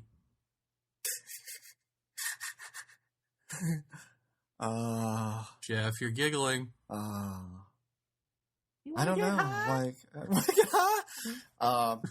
Yeah, it was interesting. I definitely now see what Terrence and what Dennis Mckenna were both saying about these experiences being very hard for the people who experience them, are very, very hard to describe. Brandon seemed to have trouble kind of, trying to paint us a picture of exactly what he saw or what he experienced on some of these things. And I guess that's what they mean when you say you had to be there. You have to do this and to really know what it's like. I did find the shared experience of all the people in the little ayahuasca group being outside and seeing a completely different landscape, bathed in a silvery light and a big moon that was very bright. I think I find that rather telling about exactly what's going on there.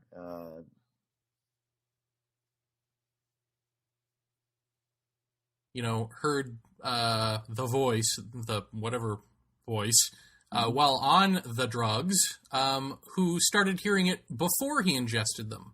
Right.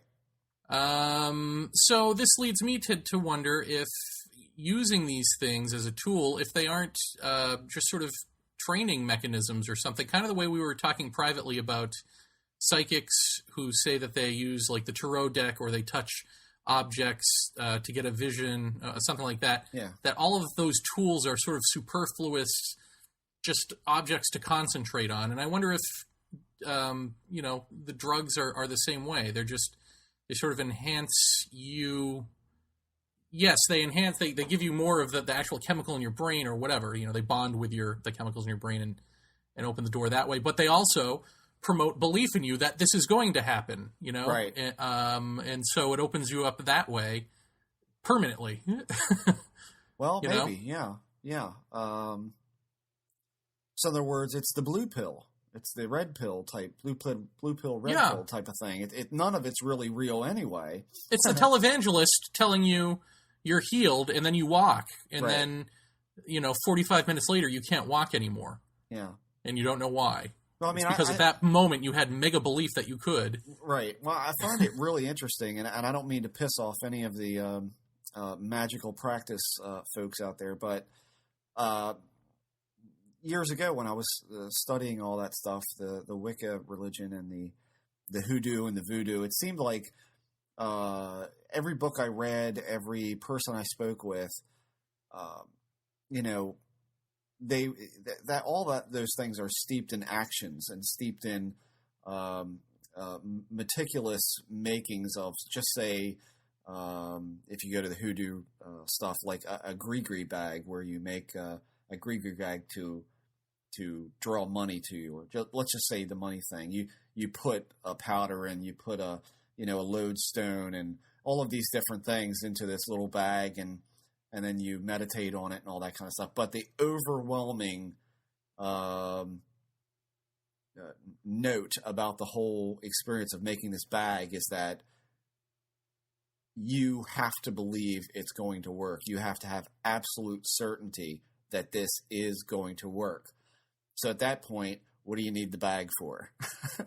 It's just like you said, it's all, I sometimes kind of toss around the idea that the action of making the bag really has very little to do with whether you're going to have money drawn to you, or love drawn to you, or healing, or whatever. That it's, but in some weird way, there's this need for ceremony, and there's this need for, from wherever these traditions came from, somebody actually sat down and said, you have to do this and you have to do that. You must have the eye of newt. You must have the toe of frog, because that's all sort of, it's more or less all in that you have to go through a trial of some sort in order to gain this outcome that you desire.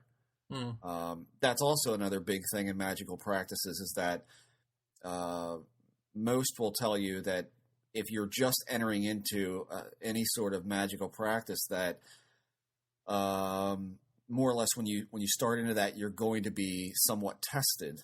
You're going to have odd things. You're going to be poked and prodded in an effort to sort of test your mettle as far as how devoted are you to the goal that you're trying to achieve through a magical practice. So I look at the psychedelic thing as almost that same kind of deal. You have to prepare this mixture. You have to have the courage, and I think it's no small amount of courage that you have to have. What Brandon did, I could not do.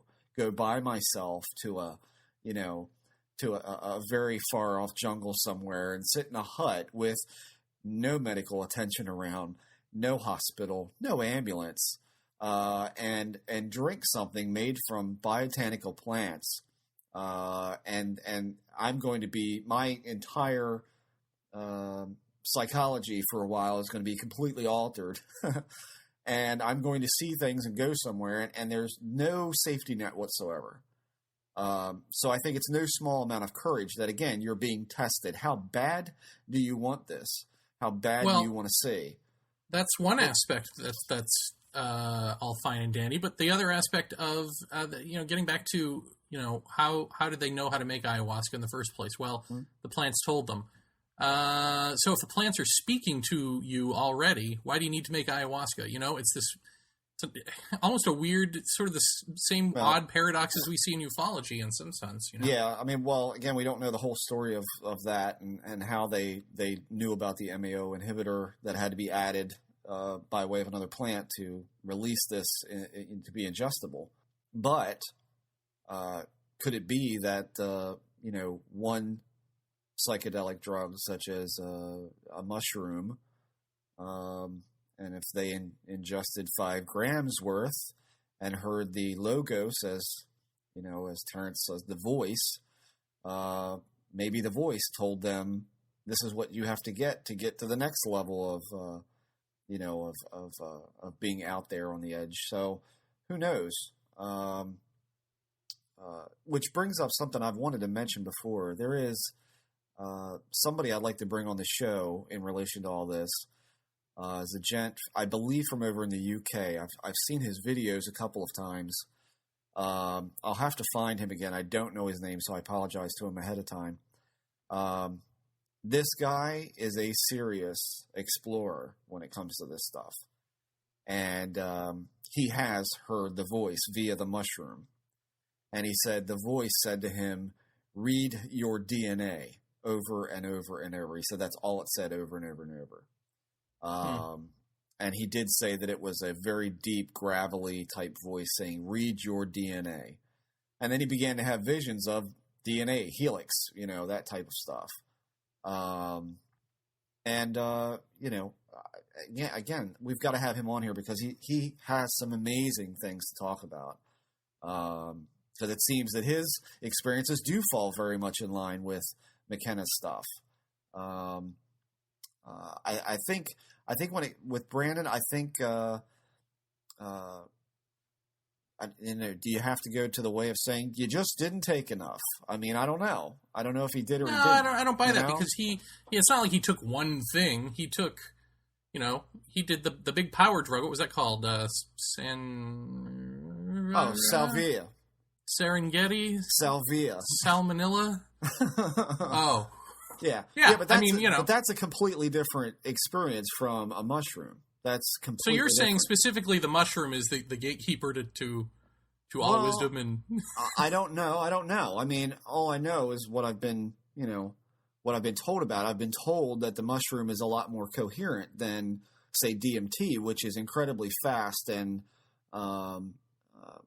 the whole thing is supposed to go by reasonably quickly. And it's frantic and it's hysterical, whereas the mushroom seems to come in waves and be not subjective. Well, subjective in that sense, but not. It seems to be a lot more gentle. It seems to be you have a lot more time to understand what's going on.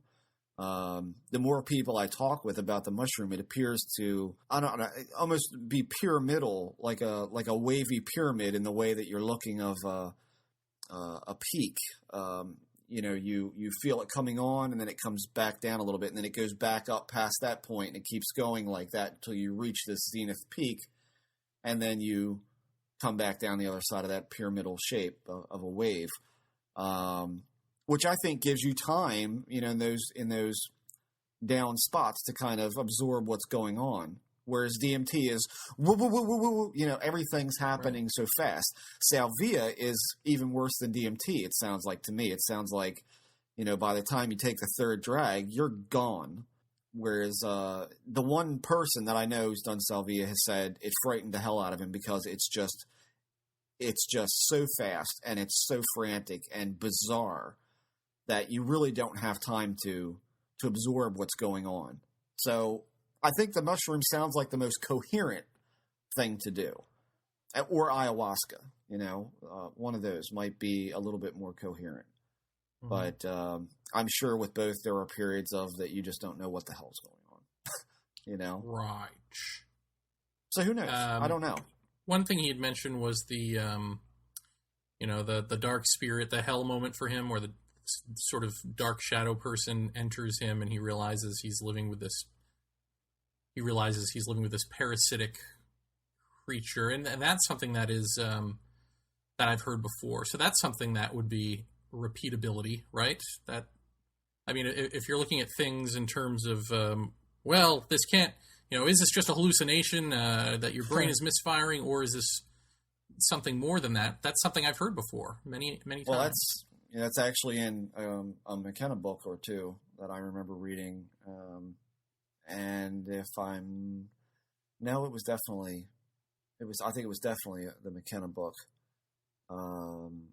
where something comes out of your chest and it's supposedly. Which I hate to say this, but what really scares me about that is it sounds a little too L. Ron Hubbard-ish to me.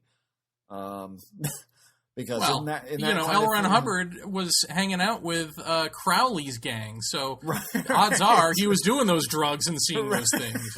Right.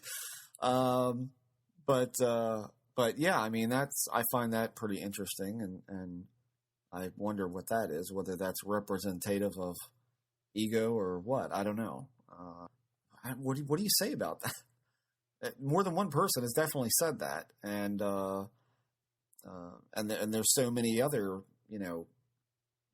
points of connectivity between other people and other experiencers, on the same drug, the same dosage. People are seeing some of the same things. And, again, I have to question, what does that mean? Does that mean we're seeing somewhere else? Are we experiencing a wider perception? Who knows? I think unfortunately that as far as it applies to what we're talking about on this show, I just don't think the majority of researchers are willing to entertain that. Well, if you want to get back to this isn't woo, this is nuts and bolts. I mean, what you're saying there is everybody took the same dosage. Therefore, everybody was seeing through the same eyeballs. Mm-hmm. If it was random and they all took the same dosage, Mm-hmm. They would all be seeing different things. But clearly, having the same dosage of this thing provides the exact same window in the same way that having similar biology in your own eyes produces same vision. Yeah. It's like tuning a radio. I mean, 680 FM is going to be, a certain dosage. And if you're tuned to that 680 FM, you're going to see that level of reality. If you are all at different levels and you're all on different stations, maybe you're all going to see something different, and some may see nothing. The one night, apparently all he saw was the little light that flitted around above the shaman's head. And again, that was explained to them as that was the older shaman kind of checking out and make sure he's doing everything right. I think that the part of me that says, okay, there's all these different experiences that Brandon had down there, I have to wonder, this stuff is picked and it's ground up and it's put in a pot and it's boiled. And the question is, you're definitely not getting medical grade stuff. You're getting potent stuff, that's for sure. But there's no way to really control that dosage that you're getting. It's poured into a bowl, for Christ's sakes. The sun has grown low. It's time to take it off the fire. I mean, what if you could get to that dosage like Strassman did when he was injecting a certain amount of DMT into people? There's the consistency. A lot of the percentage saw beings, experienced beings, other people, other places, similar things. Whereas the ayahuasca, it's how much you take into your mouth. It's how much gets to your stomach. It's how much you throw up. It's how long the plants were boiled. How much was inserted into the water that's used to extract all. It's very inconsistent to me when you're talking about dosage in that kind of setting. So I question, did he get enough every night to really bust him through? There's a part in the DMT experience where they talk about hearing a crinkling like cellophane being stretched. And at a certain point, that cellophane breaks and you go. And you are propelled through this chrysanthemum, they call it.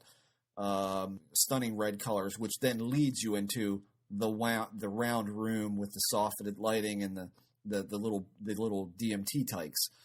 There are people who Strassman dosed, and they only got to the point where they felt the incredible internal pressure and hearing the crinkling of the cellophane, and then it was over.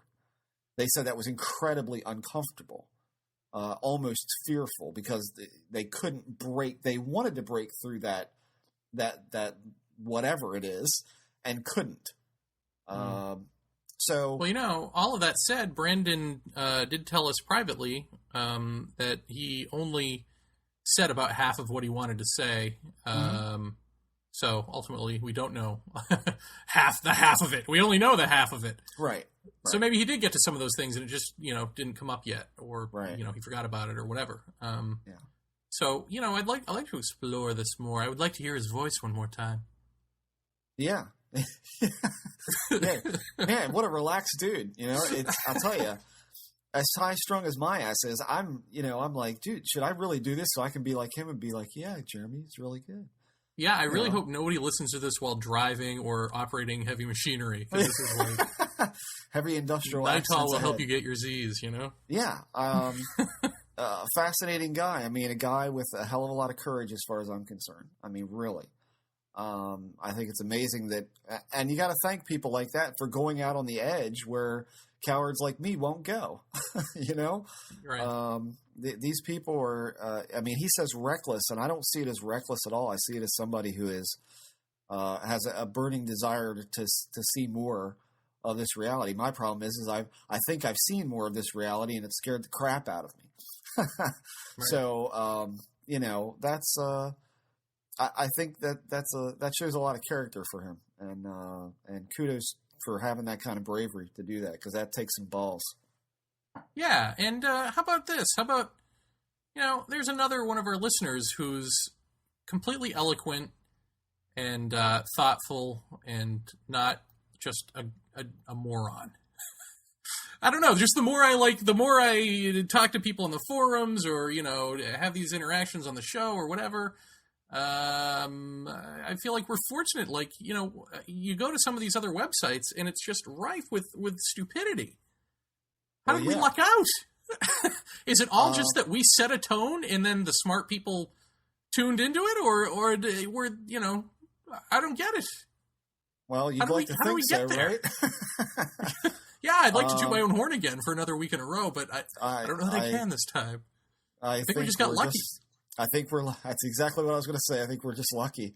Because we got nothing but smart, intelligent people on our board who really, I mean, despite the fact that I don't get much time to reply online very much these days, but they ask all the really good questions, and you don't get any of those dumbass questions of, so what do you guys think about, the drones? That kind of stuff. You just don't get that at the Paratopia boards. You get good stuff. And more than a couple of times, people there have made me seriously think. And that's hard to do, making you think. Yeah, it is, because I'm just running my ass off all the time, and then I tend to stay up late and not get enough sleep, which makes me like I am now. Which is barely coherent. I've been trying to make him think since I met him, people. Okay. He doesn't like those jokes. Inferiority complex coming into play. I feel it coming. Going to hang up on me. No, not at all. Stop beating me. I'm not that other fat guy. No. So yeah, I mean, I think we did just get lucky, but I think we've also lucked out and got some great guests who have other things to say besides the same old tired shit we hear in ufology all the time. If ufology is going to burn anytime soon, I'll be more than happy to lend my hand to a torch. Well, that's just it. In terms of our guests, like, yes, we have these guests who are saying things that are, that we'll hear feedback on, like, wow, that's great. That's completely different. Your shows are completely different than what we're hearing, but it's then not followed up with a bunch of amateurish questions that you would then expect from people who have not been subjected to this type of scrutiny of this subject. Right. You know what I mean? Like, their questions aren't then remedial questions. They're actually good questions and good responses. And, I don't know. I feel like we started, we're all honors students here at Paratopia, well, I don't know about that, but, that, I mean, as far as myself is concerned, but, I think that when we started this, I think we had every, and I hate to sound like a fairy here, but, I think I told you that when we started this, that this is really going to be good. I mean, I did say that to you over and over. I said, this is really going to take off, and it's really going to be good.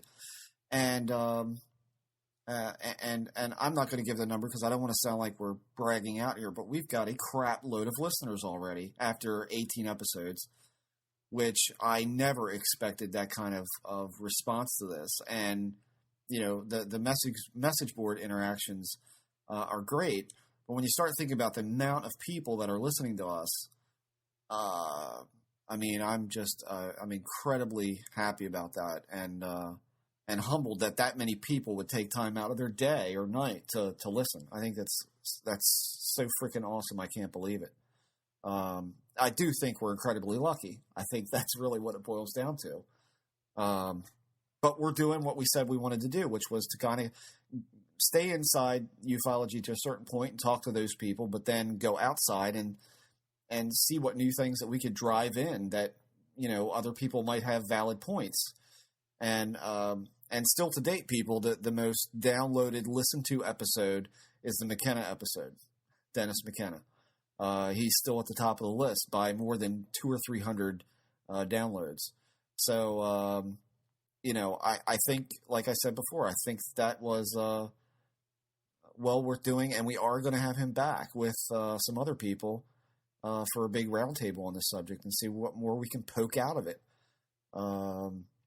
And maybe when that time gets closer, maybe we should put out the trolling net for questions from the message board as well, because they do ask such great questions, and they all are very smart, intelligent people. And don't worry, Quantum/Zed, you will get your physicist yet. Yes, we're working on that. So, you know, yeah, I'm really happy, man, with everything the way it's going. And yeah, we're gonna have shirts soon. Yeah. Yes. All of this buttering them up just to sell them stuff. Brilliant, yeah. Jeffrey. No. Yeah, we're gonna have some pretty fun shirts out. So, you know, because something has to fund this crap. We got to do something. That's true. It's not always that cheap to do a podcast, but it's great. It's a lot of fun. So what do you think? You want to do, you know, what, another 10 episodes? Yeah, and then we're done. No. So Jeremy, do we have anybody lined up for next week? We don't, do we? No. Why? Do you? I might. Really? I might. Yes. Anything you'd care to reveal? I wrote Richard Dolan today. Yes, that I know. Well, I'm crossing my fingers that he might come on our show. Did he write back? He hasn't yet. Well, but I said I'm holding hope. So this is a cheap plea to Richard Dolan in the hopes that he's A, listening, and B, going to respond. Rich, please come on the show. Please. We promise we won't grill you about Cassiopeians. No, we won't. We won't. Fifth-dimensional reptilians.